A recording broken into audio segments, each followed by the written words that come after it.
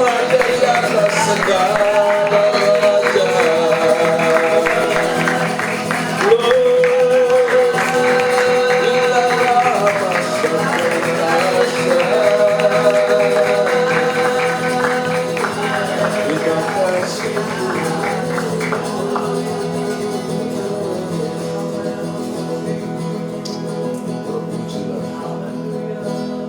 Bapa Sorgawi, kami mengucap syukur untuk pagi hari yang indah ini. Terima kasih untuk anugerah, kasih sayang dan pertolongan. Tidak dapat kami hitung dengan kata-kata Tuhan. Luar biasa. Kami bukan hebat, kami juga tidak memiliki apa-apa yang terlalu berarti. Tetapi anugerah-Mu itulah yang membuat kami berharga di mata-Mu. Terpujilah Engkau Bapa. Berfirmanlah kepada kami pada pagi hari ini, dalam doa ini, supaya kesetiaan kami kepada Tuhan semakin bertumbuh dan terus-menerus terjadi dalam kehidupan kami. Di dalam anugerah kebesaran dan berkat nama Tuhan Yesus, kami peralaskan firman-Mu. Haleluya, amin. Shalom Bapak Ibu. Ya, saya senang berada dalam doa. Ya, saya mau ajak saudara membaca satu ayat, satu bagian ya tentang kesetiaan, dan karena kesetiaan itulah yang membuat kita menjadi berkat bagi masyarakat. Ya, mari kita membaca kitab Hosea pasal 1 ayat 1 sampai dengan ayat yang ke-9. Bapak Ibu boleh membuka Alkitab, atau saudara boleh lihat caption yang ada di atas ini tentang kitab Hosea dalam perjanjian lama. Ini yang membahas tentang kesetiaan. Berapa besarkah kesetiaan kita? Mari kita ukur dengan firman Tuhan, ya. Saya baca ayat yang pertama, Bapak Ibu saudara-saudara baca ayat yang kedua, ya. Hosea, judulnya di sana dikatakan yang ayat pertama, firman Tuhan yang datang kepada Hosea bin Beri pada zaman usia Yotam, Ahaz dan Hizkia, raja-raja Yehuda, dan pada zaman Yerobeam bin Yoas, raja Israel. Ayat 2 silakan saudara baca. Ketika Tuhan mulai berbicara, berfirmanlah ia kepada Hosea, seorang perempuan sundal, dan peranakanlah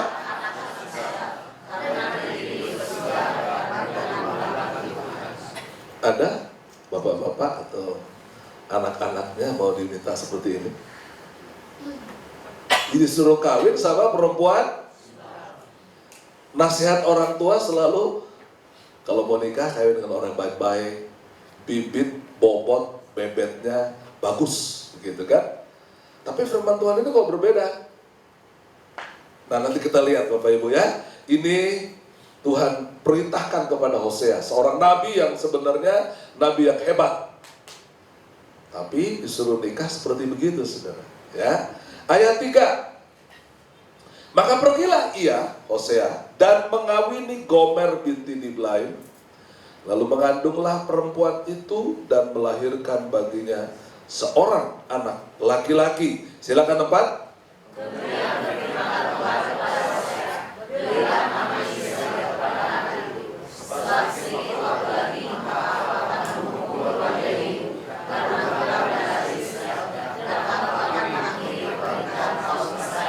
Ya, jadi kalau saudara baca tadi ayat 3-nya, ini adalah anak Hosea dan Gomer. Ya, ayat 3 ya. Dia melahirkan seorang anak namanya Yisril. Yisril itu sama dengan Israel. Ya. Ayat 5, maka pada waktu itu aku akan mematahkan busur panah Israel di lembah Yisril. Silakan 6. Mengandung lagi.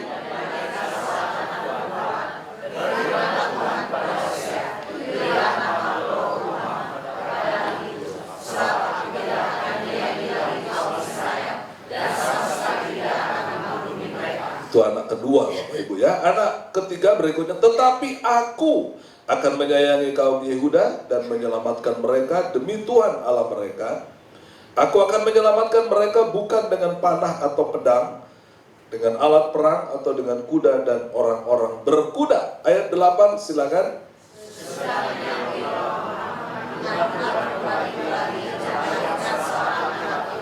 Sama-sama baca, ini anak yang ketiga. Lalu berfirmanlah ia, berilah nama Lo-Ami. Itu sebab kamu. Ya, berapa anaknya Bapak Ibu? 3. Ya, kita coba lihat urayanya sedikit saudara ya. Jadi Tuhan minta kepada Hosea seorang nabi. Saya pandang Hosea salah satu nabi dalam golongan nabi-nabi, dia disebut nabi-nabi kecil, ya. Nah, Bapak Ibu lihat, mengapa Nabi Hosea melakukan ini? Tentu ada alasannya. Yang pertama, Hosea lakukan padahal bertentangan dengan Imamat 18-19. Ya, kalau nanti Bapak Ibu boleh baca di Imamat, itu orang nggak boleh nikah sembarangan.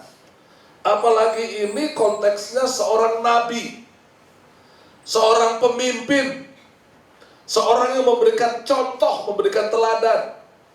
Saya dengan saudara ini, kita kan sama-sama GBI, saudara. GBI itu, jangankan nikah begini, selingkuh aja udah bisa diskorsing Bapak Ibu, bahkan bisa dipecat.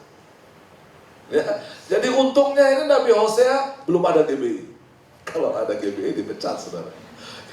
Bukan satu orang saudara yang disuruh kawin, dia nikah kepada Gomer, seorang pelacur, seorang sundal saudara. Kenapa Nabi Hosea mau melakukan itu padahal bertentangan dengan firman Allah? Nomor 1, karena dia tunduk mutlak kepada firman Tuhan. Ya, dia tunduk kepada perintah Tuhan. Resikonya memang bisa jadi dia bermasalah dengan jemaat pada waktu itu. Ya, jadi ini yang pertama Bapak Ibu, dalam kehidupan kita sehari-hari kadang-kadang ada kontras-kontras, ada hal-hal yang bertentangan dengan firman, dengan antara firman Tuhan dengan pribadi kita. Saya Februari lah ya, kira-kira saya lagi mengajar di kelas itu, saya kedatangan seorang ISIS dari Makassar. Tiba-tiba dia minta kita ngobrol. Begitu ketemu saja dia sudah, saya dari Makassar. Dia sebutkan satu kelompok ormas itu underbownya ISIS di Indonesia. Akhirnya saya pikir daripada nanti kita terjadi sesuatu, saya bawa ke ruang kerja. Padahal saya baru habis mengajar itu jam 10 malam lah. Sudah, saya bawa ke dalam ruangan, kita ngobrol. Wah, saudara, biasa. Kita kan pasti berbeda itu. Ya. Dia keras dengan pendapatnya, dengan keyakinannya. Saya bilang, saya pun tidak akan pernah mau berubah dari keyakinan saya kepada Yesus sebagai satu-satunya juru selamat. Tidak ada kompromi, begitu Bapak Ibu ya. Sekalipun itu adalah sebuah ancaman. Ada orang di SNT Karisma, jadi saya habis mengajar, jadi saya bawa ke ruangan, kita bicara sebenarnya. Dari jam 10 malam itu memang sudah sangat malam. Saya akhirnya memutuskan pelajaran itu saya selesaikan lebih cepat. Lalu saya bicara sama dia. Berlangsung hampir semalaman. Wah, dia tentang habis-habisan. Secara fisik, saudara ya, dia ada di sana. Saya banyak satpam. Kalau saya telepon satpam pasti dia akan ditangkap begitu, saudara. Tapi saya lihat ada chance, ada kesempatan untuk saya terus berbicara tentang kebenaran Allah, kebenaran firman Allah. Saudara, di menjelang agak malam begitu, akhirnya dianya luluh, saudara. Saya kunci kamarnya, ruangannya, saya bilang, ini malam adalah malam anugerah buat kamu. Kalau kamu nggak mau terima Yesus malam ini, ya saya pikir saya nggak akan bukakan pintu. Kita kasarnya itu, ya udah kalau berantem berdua gitu. Jadi ini penginjilan yang agak kontras dengan biasanya. Akhirnya saudara, dia nangis semalaman. Dia bilang, saya baru tahu bahwa Yesus itu begini. Saya ceritakan dari awal begitu sampai akhirnya saudara, ya sudah, saya bilang ya udah, saya berdoa buat dia, terus kemudian dia pulang. Besoknya dia datang lagi, saudara. Masih menangis, saudara. Dan hari itu dia terima Yesus. Secara face to face begitu kan, waduh, ngeri banget gitu. Tapi ketika firman Allah sudah disampaikan, firman Allah itu memberikan pencerahan dan keberanian yang juga luar biasa. Kita bimbing dia, saya serahkan kepada satu anak untuk terus dibimbing di bawah komando saya supaya jangan salah nih. Kalau salah nanti juga bisa berbahaya. Dan memang menjadi sepanjang hampir 4 bulan itu kita bimbing secara intensif, bahkan hampir tiap hari. Lalu kemudian dibaptis 17 April lalu.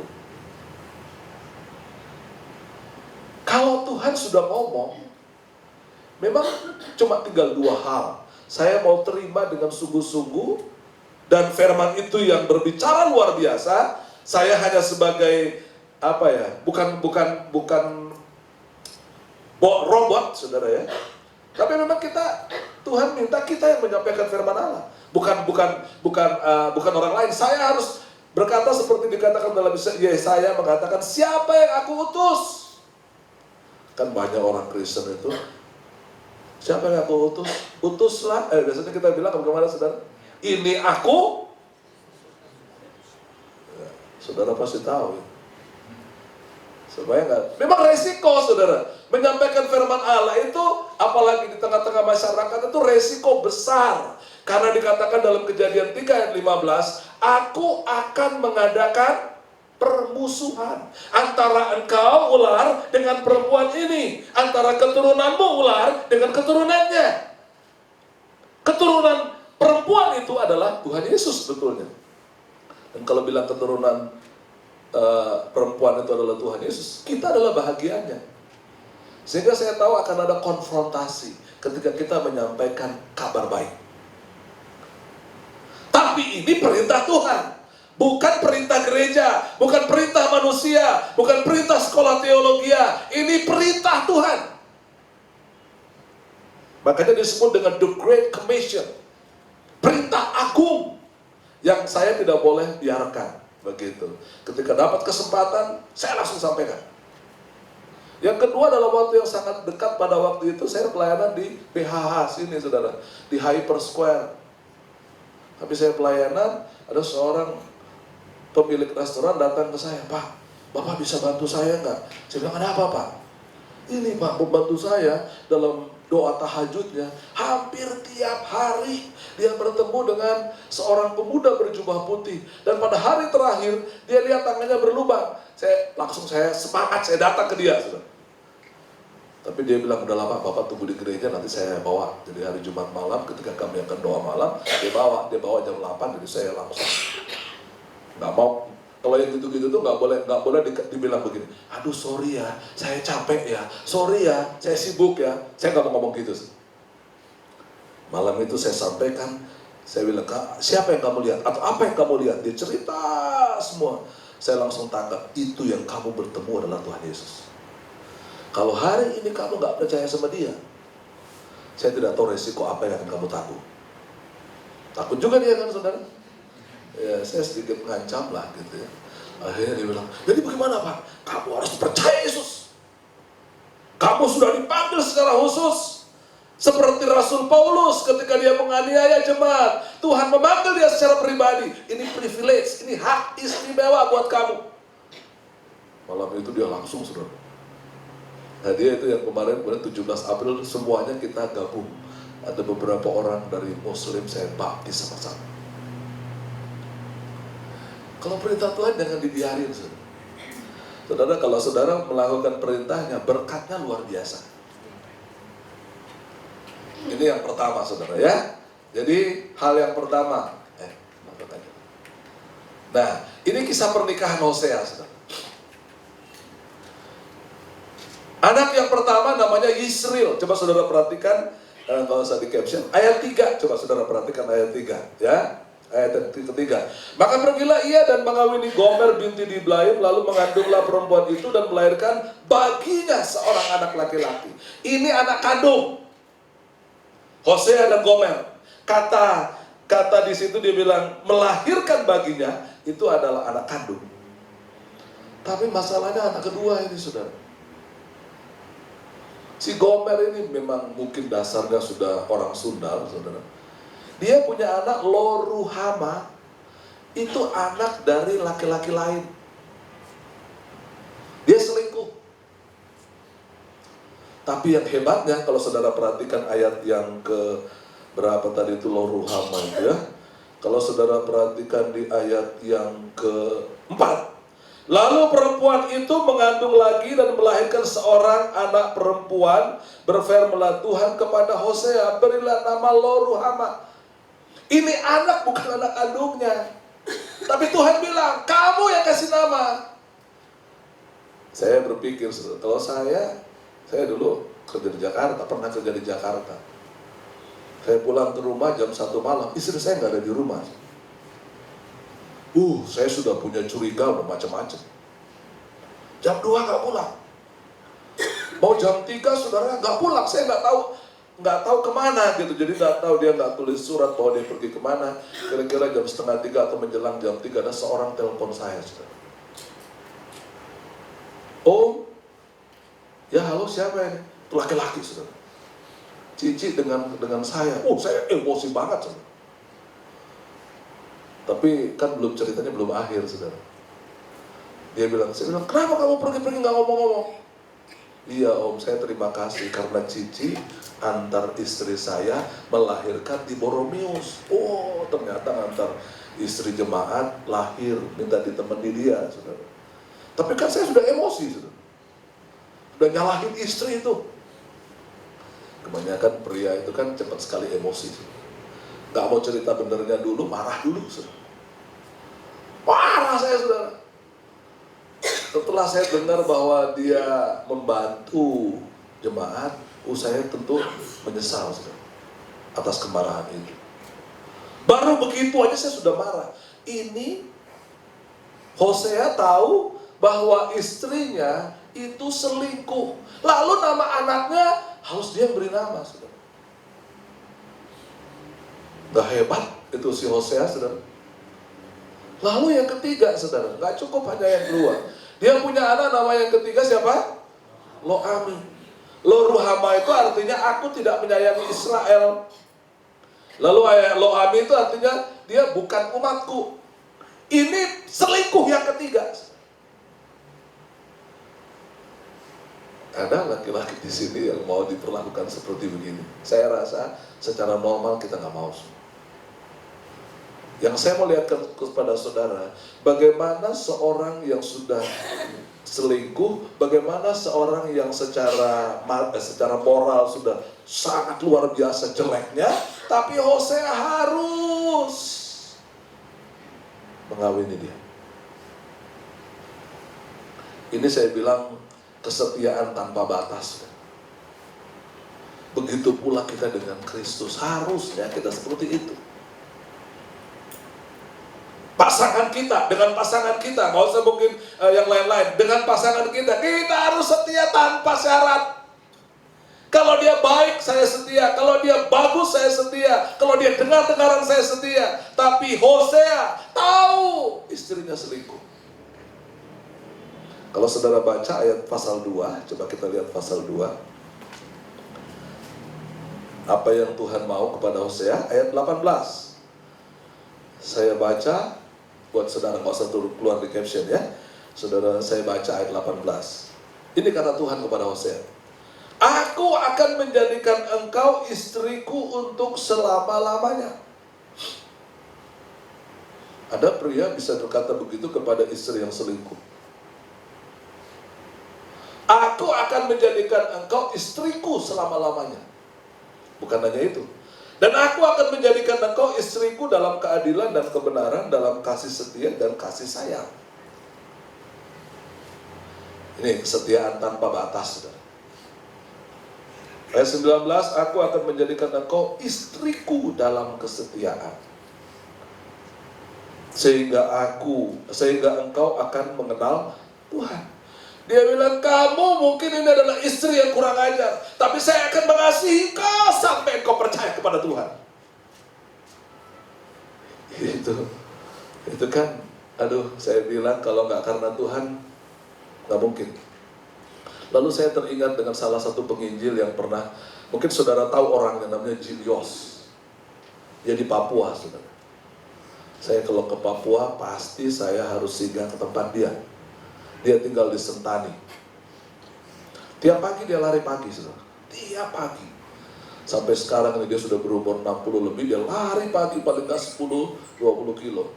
Man dia datang ke Bandung, dia tidur di di Stairway from Heaven di SCT Karisma di VIP-nya.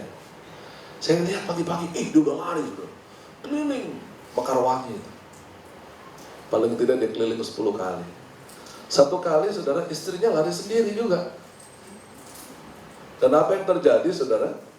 Istrinya itu ditangkap sama orang Papua. Ya, ini luar biasanya, saudara ya. Bukan ditangkap lah, maksudnya dia mau diperkosa gitu, saudara. Berapa orang Papua nangkap dia. Tetapi ketika mau diperkosa, dia sepertinya pingsan begitu. Jadi orang Papuanya lari, saudara. Ya. Dan yang lebih luar biasa, Pak Jim Yos bilang begini, saya tetap pelayanan di Papua.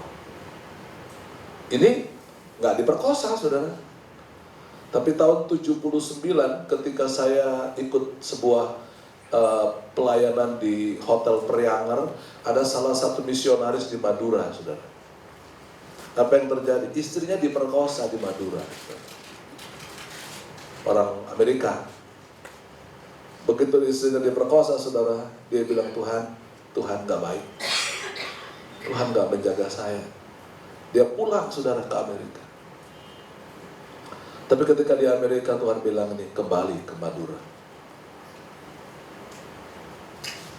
Dengan sakit hati, saudara, baca bayangkan. Terus dia pulang. Memang pergumulan yang sangat berat buat dia untuk kembali ke Madura. Karena kata firman Tuhan, dia kembali ke Madura, saudara. Yang lebih luar biasa, itu pemerkosa ditangkap, saudara, oleh polisi. Dan orang pertama yang dia kunjungi di Madura adalah orang yang memperkosa istri. Dan dia katakan kepada polisi, saya sebagai pihak korban bersedia mengampuni pemerkosa itu. Saya waktu dengar dia ngomong, saya nangis, saudara. Saya bilang, ini orang luar biasa. Ini hamba Tuhan luar biasa. Karena pengampunan itu, maka hampir semua pemerkosanya bertobat dan terima Yesus. Aduh, saya kalau disuruh gitu nggak mau lah, saudara. Tadi baru istri pulang jam 2 malam, saya sudah ngamuk-ngamuk. Saya bilang kalau saya mungkin ada yang memperkosa, kalau sampai terjadi, saya barangkali ambil golok, saya potong lehernya. Itu tuh manusiawi. Ini hamba Tuhan, dia mengampuni. Dan karena pengampunan itu, pemerkosanya, kalau nggak salah hampir semuanya bertobat dan terima Yesus. Saya paralelkan dengan Hosea ini. Bagaimana kesetiaan seorang suami, bagaimana kesetiaan Hosea melihat istrinya yang selingkuh, lahir anaknya dia kasih nama. Begitu pula yang ketiga. Cukup? Tidak. Tidak cukup sampai di situ. Kalau saudara baca ayat yang ketiga, pasal yang ketiga nanti, pada pasal yang ketiga, saudara, coba. Ini yang pertama tadi, saudara ya. Ini cuma gambaran aja ya. Melahirkan Yisril, anak kandung. Lo-Ruhama, hasil selingkuhan. Lo-Ami, hasil perselingkuhan. Tapi kemudian, dia nggak cukup sama 3 pria. Dia datangi pria yang keempat, yang muda, yang kaya. Dan dia selingkuh lagi, saudara. Karena yang keempat ini dia dibeli, saudara. Maka ketika perempuan ini dalam kamus Alkitab atau di dalam Alkitab, saudara, ini ternyata Gomer ini kalau sekarang itu ratu kecantikan, saudara. Tentu tidak mungkin dia orang biasa, dia cantik sekali. Itu sebabnya banyak pria yang senang sama dia. Dan yang keempat ini, saudara, dia pilih pria yang paling muda, dia pilih pria yang paling gaya, yang paling kaya, dan akhirnya dia nikah lagi tuh, bahkan sama laki-laki ini. Karena dia nikah, saudara, ketika dia sudah mulai agak tua, dia dibuang jadi budak oleh pria ini. Ketika dia akan diperjualbelikan lagi, ya karena dia sudah jadi budak, boleh dijual lagi dong. Maka pasal yang ketiga, mari kita lihat. Saya baca ayat 1, saudara baca ayat yang kedua. Berfirmanlah Tuhan kepadaku. Saudara, ini apa yang kata Tuhan lagi? Pergilah lagi. Dia bilang, aduh, Tuhan katakan lagi gitu. Cintailah perempuan yang suka bersundal dan berzina, seperti Tuhan juga mencintai orang Israel, sekalipun mereka berpaling kepada Allah-Allah lain dan menyukai kue kismis. Ayat yang kedua, mari sama-sama kita baca. 1, 2, 3. Lalu aku membeli dia bagiku dengan bayaran 15 sikal perak dan 1,5 gomer. Siapa yang beli gomer, saudara? Hosea lagi. Harga budak pada zaman itu cuma 7 sikal perak. Hosea beli dengan 15 sikal perak. Tambah 1,5 homer jelai. Apa itu 1,5 homer jelai? Itu jelai itu adalah gandum kualitas paling buruk. Biasa dipakai makanan ternak, binatang. Jadi gomer itu sudah harganya sudah seharga binatang, saudara. Makanya Hosea beli 15 sikal perak tambah makanan binatang. Mungkin gomer ini sudah makanannya makanan binatang, kelasnya sudah kelas binatang. Tapi Tuhan bilang, cintailah dia lagi. Saya sih sudah yakin, saya kira nggak ada pria di sini yang mau kayak gitu. Yakin aja. Ada suami-suami yang mau kayak gitu. Ya suami setengah gila barangkali sebenarnya. Kalau normal sih nggak mungkin. Ya. 1, Hosea disuruh nikah. Perempuannya jelas, kalau di daerah sini ini daerah Saritem. Ayo, Yance nikahi perempuan di Saritem. Oh, saya langsung tolak pasti. Enggak, Tuhan pasti. Ya. Orang saya makan di situ, simpan mobil di situ, jemaat dia bilang tadi malam om kemana? Oh. Lalu saya suruh nikah di situ. Habis ketahuan sama Pak Somali, saya dilapor ke BPD. Skor sih, saudara. Ya, nah saudara ya, nah dia mempunyai cinta kasih yang luar biasa. Tadi kita sudah baca ayatnya. Nabi Hosea mencintai, mengasihi Gomer yang telah mengkhianatinya dalam kesetiaan, sama seperti Yesus Kristus mengasihi manusia yang berdosa. Yohanes 3 ayat 16. Saya kira itu ayat sudah terkenal. Karena begitu besar kasih Allah kepada dunia ini, sehingga ya apa saudara? Nah, yang mengaruniakan yang terhebat, yang terbaik buat orang yang seperti kita. Kita ini kelasnya sama dengan Gomer. Saya tidak bilang bahwa kita bicara soal persundalan, tapi berapa banyak kita tidak setia dengan gereja, tidak setia dengan pasangan kita. Saya itu kasih, ada istri saya tadi dia bilang, Mami pelayanan aja, saya mau singgah di Purnama itu, makan di situ saudara ya. Pasti dia sudah ada di bawah sekarang. Sama anak saudara. Kita punya prokreasi, artinya kita sama anak itu harus juga sama setianya. Artinya tentu urutannya harus nomor 1 istri. Habis ini, saya mau olahraga, dia baru lulus dari SMA saudara. Ya, saya bilang, ya udah, kamu mau minta apa? Kamu mau sekolah di mana? Asal kamu pilih yang benar, papi dukung. Tapi jangan bicara uang, saudara. Lalu dia bilang gini, saya mau sekolah di luar negeri. Aduh, saya ini bukan orang bisnismen, saudara. murni hanya pelayanan, ngajar. Ngajar itu berapa gajinya? Kalau dijumlah-jumlah, suruh bayar uang kuliah, saudara, nggak bisa. Masuk Unpar apalagi. Kemana mau masuknya, saudara? Dia pilih sekolah di luar negeri. Tapi saya nggak mau ngomong, papi nggak punya duit. Jangan begitu, saudara. Kita punya Allah luar biasa, bukan? Nggak perlu kalau anak minta gitu, nggak boleh mematahkan semangat anak juga. Ya kamu cari aja nanti kalau memang kamu bisa tes dan masuk, apalagi kalau ada beasiswa ya papi dukung. Dia ikut tahun lalu bulan September rasanya dia ikut tes, saudara. Bulan Desember saya tahu dia ikut tes, saudara. Dia lulus gitu. Tapi saya di sini. Saya lihat, saudara, sekolah yang dia pilih bayarannya 22.500 US dollar. Saya kurskan dalam Indonesia kira-kira 350 juta. Ya, kalau suruh 350 juta, nggak punya sama sekali. Sama sekali nggak ada uang saya segitu besar. Tapi dia semangat, saudara. Ya udah. Tanggal 16 Januari kemarin kita dipanggil oleh tanggal tesnya di Singapura, saya datang sama dia. Tapi sebelum datang ke sana saya panggil orang Inggris ya, dari SMA Yahya, guru bahasa Inggris. Saya bilang tolong bimbing anak saya, kita mau tes di Singapura, karena tentu di Singapura itu gaya Inggris gitu, saudara. Lalu dikasih tahu, saudara, kalau kamu sama mereka, kamu jangan merasa rendah diri, yakin aja.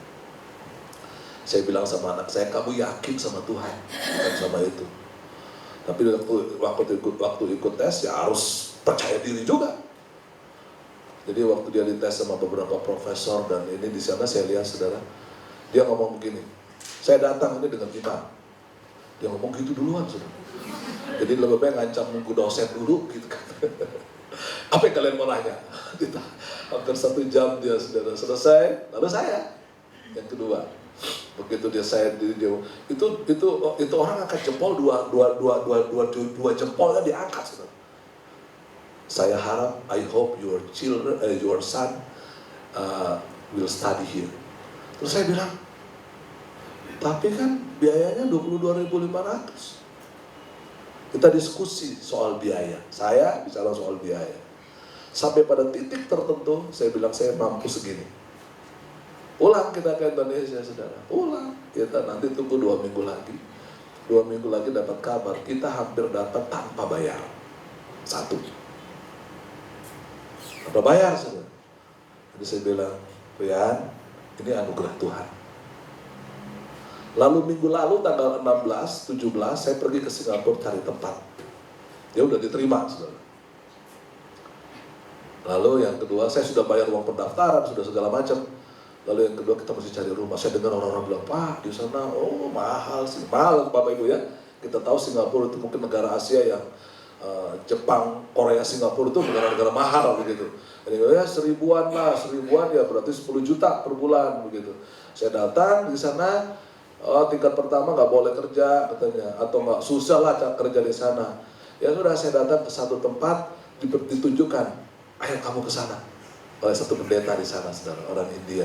Lalu saya datang ke tempat itu. Terus saya lihat rumahnya, wah bagus. Lalu pikiran saya, ya kalau bagus begini gimana mau murah? Tapi saya dengan anak ini berdua dibilang gini, papi mesti yakin. Saya sebenarnya rada takut, tapi karena dia ngomong pasti saya bilang gini.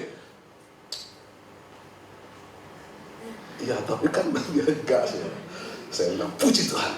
Ya, sudah yakin begitu, lihat kamarnya bagus sekali. Terus saya tanya, karena yang keluar ibunya, ya sudah agak berumur. Terus dia bilang begini, saya ini istri misionaris. Saya tanya, di mana?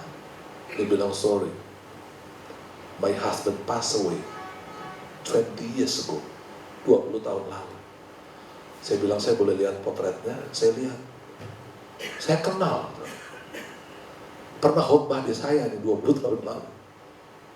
Waktu saya bilang saya kenal dia, saudara, lalu dia bilang, are you sure? Saya bilang, oh iya. Lalu dia bilang, ya udahlah rumah ini buat anakmu. Nah, saya bilang, enggak dong, saya mesti bayar. Terserah kamu. Saya lihat rumahnya, kamarnya, dia dikasih makan, kasih. Jadi dia bilang, udahlah saya anggap anak saya lah. Udah saya anggap dia anak saya. Udah dia mau apa di sini terserah. Asal yang penting baik. Saudara lihat jalan Tuhan ya. Tuhan gak pernah nolong sepotong-sepotong. Kasih biaya murah atau kasih tanpa biaya. Yang kedua rumahnya saudara boleh dibilang gak bayar juga. Jadi saya bilang sama dia, kita bersyukur. Tuhan tahu kantong papi dan hati papi, sehingga kamu dapat jalan-jalan. Kita sudah menabur di Indonesia, kita akan menuai di Singapura. Ternyata dia kuliah di Singapura 1 tahun. Tahun kedua dia mesti ke Dubai. Tahun ketiga dia akhiri kuliahnya di Sydney, Australia. Saya pikir, wah, secara daging nggak mungkin. Saya nggak pernah kepikir, anak saya pertama saya suruh kuliah di ITB aja. Kalau dia sudah daftar di ITB juga, di SBM, Sekolah Bisnis Manajemen kan, cuma tetap kita tarik. Soalnya nanti kalau kamu diterima di ITB, kamu nggak ambil, teman kamu di SMART itu bisa kena semua. Jadi cabut. Jadi akhirnya kita ambil yang sana, saudara. Tahun pertama saya dapat fasilitas rumah. So, yang kedua, belum sampai di situ, saudara. Ternyata si orang ini itu punya kumon. Muridnya sekitar 500-600. Tenaganya kurang, saudara. Boleh nggak anak kamu bantu saya? Tapi tidak mengaku sekolah, sama sekali nggak mengaku sekolah. Saya tanya, saya nggak mau nanya berapa dikasih, yang penting sudah dapat rumah murah aja udah bersyukur. Saudara, dia bilang saya kasih dia 2,5 sampai 300 1 minggu. Jadi kalau begitu dia dapat bisa sampai 1.000 sampai 10 sampai 12 juta tuh sebulan. Bayaran kita berapa di rumah dia? Jadi nggak sepotong-sepotong, Tuhan tolong.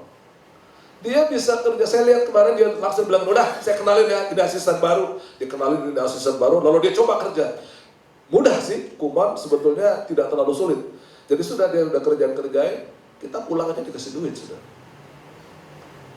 Jadi saya bilang sama dia, ya berarti papi gak usah pengirim duit kamu ya setiap bulannya. Iya, papi gak usah. Tuh, hebat saudara. Siapa yang hebat? Tuhan. Kalau saudara setia. Nomor 1, saudara setia pada keluarga. Nomor 2, setia pada gereja. Jangan keluar-keluar, saudara. Saya datang di Bandung tanggal 18 Desember tahun 74. Dan saya ada di gereja saya sampai sekarang, tidak pernah keluar-keluar. Berapa kali pendeta ganti pendeta itu, saudara. Saya bilang, saya nggak lihat pendeta, saya lihat Tuhan Yesus. Akhirnya sekarang saya menggembalakan. Kenapa, saudara? Orang yang setia itulah yang Tuhan hormati. Kita punya cinta kasih, bukan hanya sama Tuhan, sama ibadah di mana kita ada. Keluarga kita. Yang ketiga, Hosea punya hati yang mengampuni. Tadi kalau saudara lihat, saya lihatkan ayat pasal 2 ayat yang ke-6 juga, tapi pasal 3 ini saudara ya. Gomer tidak berhenti bersundal dengan pria lain, pria yang keempat yang lebih kaya. Namun akhirnya Gomer dijadikan budak. Tadi kita sudah baca pasal 3. Ya, diubahkan. Kalau saudara baca pasal 2, kita sedikit maju ke depan sebelum saya tutup, Bapak Ibu ya. Ayat yang ke-14, pasal 2 ayat yang ke-14. Aku akan memberikan kepadanya kebun anggurnya dari sana dan membuat lembah Akor menjadi pintu pengharapan. Maka dia akan merelakan diri di sana seperti pada masa mudanya, seperti pada waktu dia berangkat keluar dari tanah Mesir. Apa itu lembah Akor, saudara? Saya lihat dalam kamus Alkitab, lembah Akor adalah lembah kesukaran, lembah masalah, lembah problem dalam hidup kita. Tuhan akan memberikan lembah pengharapan, memberikan pintu pengharapan bagi siapapun yang setia kepada Tuhan. Amin, Bapak Ibu. Mungkin saudara punya masalah dalam rumah tangga, punya masalah dengan masalah keuangan, masalah ekonomi, punya masalah dengan masalah kesehatan. Kalau saudara terus setia. Tadi malam ada orang datang ke saya, jemaat bilang, Pak, anak saya ditetapkan oleh dokter, bukan hanya dari dokter Indonesia, tapi juga dari dokter Singapura.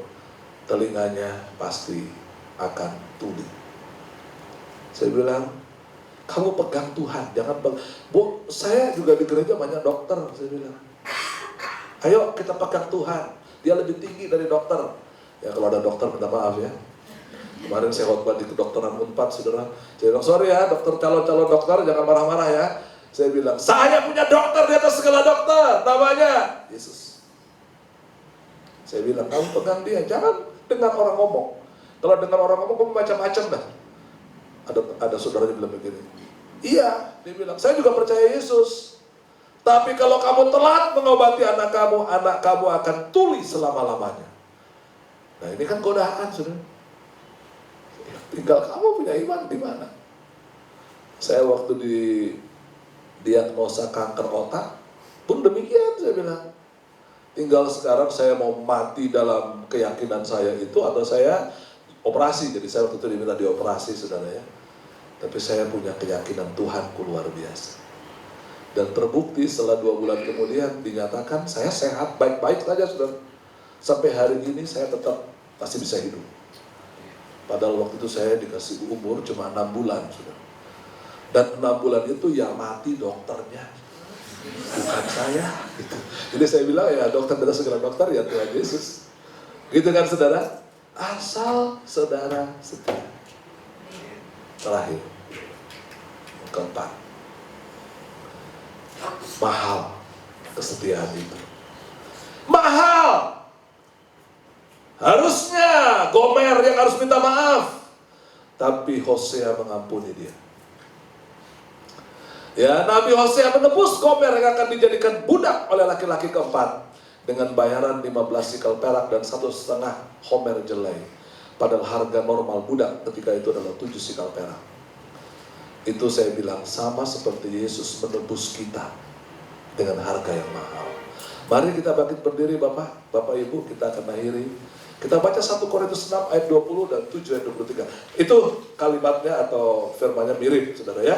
Mari kita baca 1 Korintus 6 ayat yang ke-20. Duluan ya. Itu mirip sih sebenarnya ayatnya. Tapi saya menekankan itu 2 ayat karena ini penting banget ini ya. Coba, sudah ada di sini ayatnya. Mari kita baca sama-sama. 1, 2, 3. Sebab kamu karena itu nih, jaga tubuh kita, saudara. Banyak orang sudah percaya sudah menjaga tubuh, saudara. Ada pendeta di Jawa Tengah, saudara. Dia bilang, Bapak Yance melarang-larang saya makan. Waduh, dia kalau makan babi itu bisa 1-2 kilo, 1,5, satu hari bisa 1 sampai 1,5 kilo, saudara. Kan saya sudah berdoa.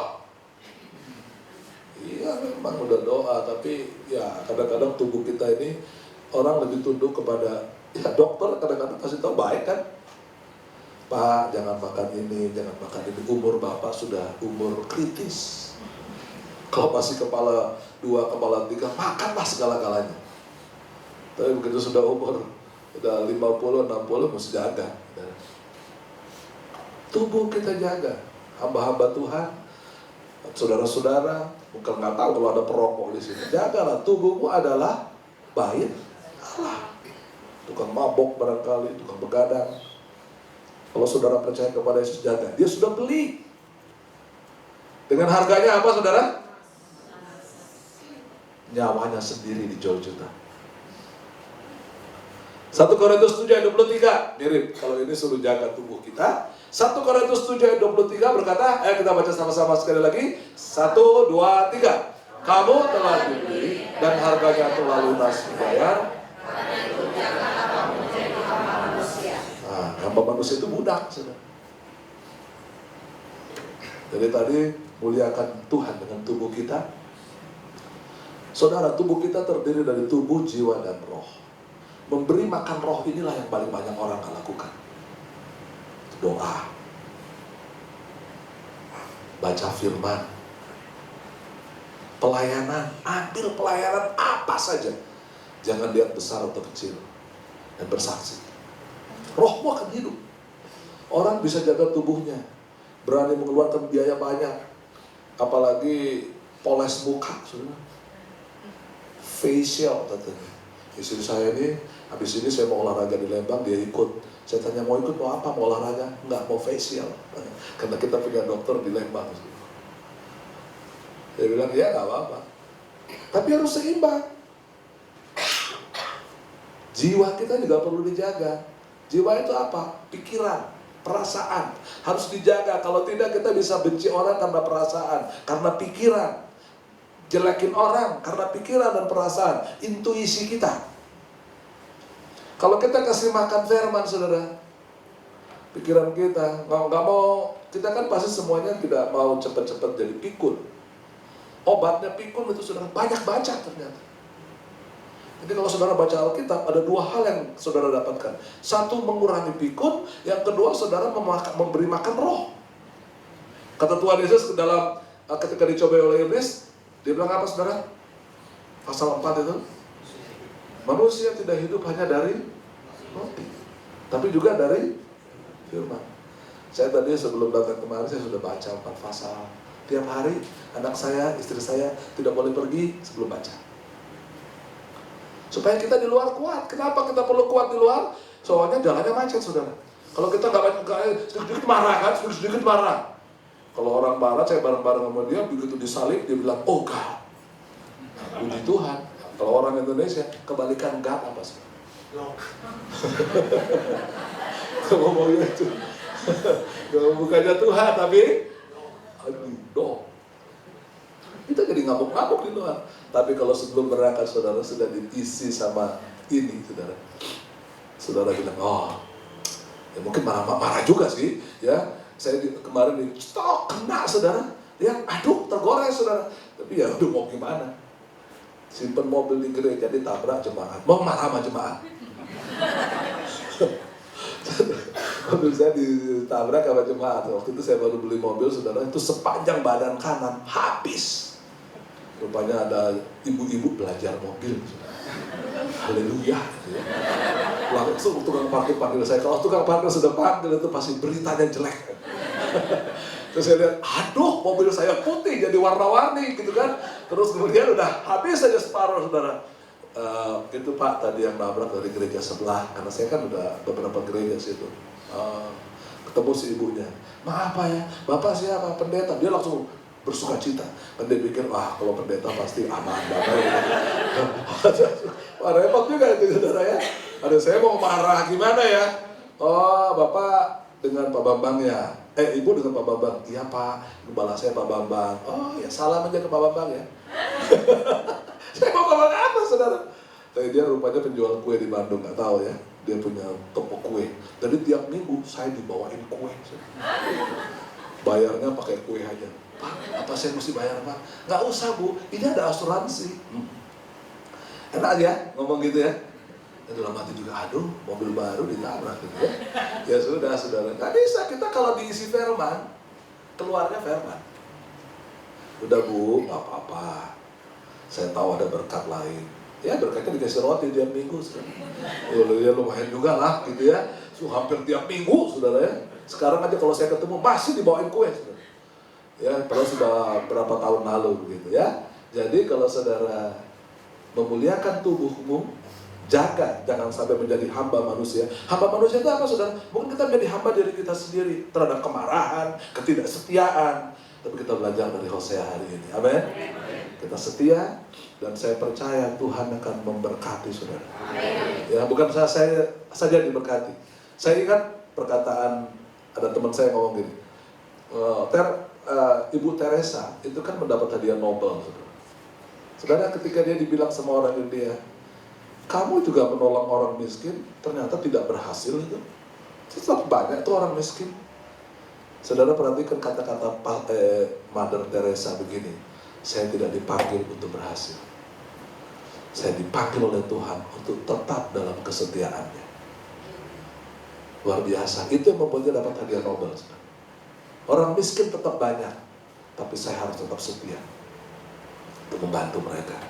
Saya bisa mati, tapi saya harap roh ini bisa tertular kepada banyak orang. Sekarang banyak sekali orang-orang tipe Mother Teresa di sana yang hidup dengan kesetiaan. Mungkin secara materi kurang, tapi mari kita tetap setia. Amin. Terima kasih Tuhan. Terima kasih Yesus. Kita nyanyikan satu nyanyian sebelum saya serahkan saudara ya. Haleluya. Terima kasih Tuhan. Kita mau usah nyanyi, tapi kita bersyukur saudara. Mari kita bersyukur kepada Tuhan. Kalau saudara punya keluarga masih utuh, suami istri masih utuh, mari kita bersyukur kepada Dia. Terima kasih Tuhan. Kau memberkati setiap kami Tuhan. Mungkin kami mengalami banyak persoalan dalam hidup. Mungkin ada masalah dengan istri, dengan suami. Tetapi pada pagi hari ini Tuhan ajar kami untuk setia kepadamu. Mungkin kami selama ini sudah tidak setia. Ampuni kami Tuhan. Sebagaimana Hosea mengampuni Gomer, bahkan membelinya dengan harga yang mahal. Tetapi Engkau lebih daripada Hosea. Engkau telah membeli kami dengan nyawa dan darah-Mu sendiri di bukit Golgota. Terpujilah nama-Mu Tuhan. Terima kasih, terima kasih. Terima kasih. Saya serahkan mimbar kepada